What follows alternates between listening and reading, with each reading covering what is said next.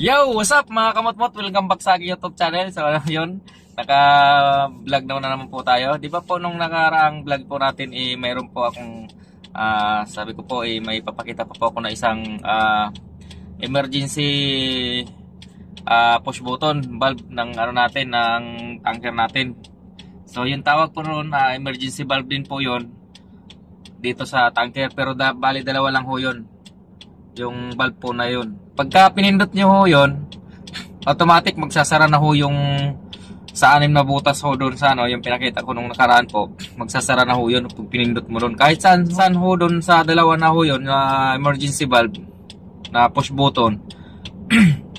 Magsasara na ho yun agad-agad pagka pinindot nyo po yung button ho na yun. So ngayon, ipapakita ko sa inyo po yung kung saan sila nakakalagay para kahit papaano po alam nyo na po kung saan nakalagay banda.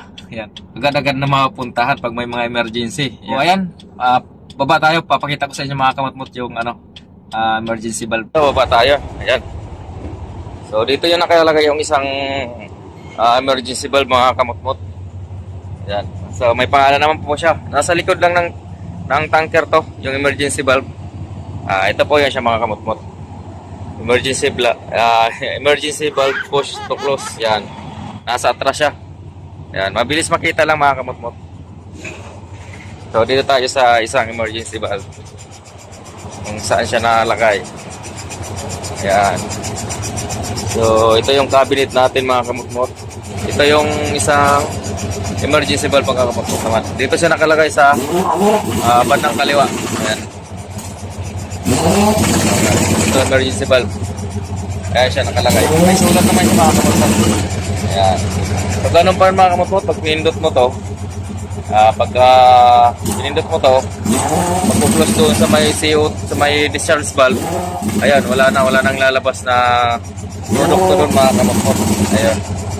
So pasensya na mga kamotmot, maingay. Nandito pa sa may vulcanizing. Papalit kasi ako ng mga gulong. Ayan. So ganun pa rin yung proseso mga kamotmot. Pagka gusto nyong i-close yun doon sa discharge valve, pindot lang po. Ayan, ganun pa rin po. Okay. So ayan. Yan lang po mga kamotmot.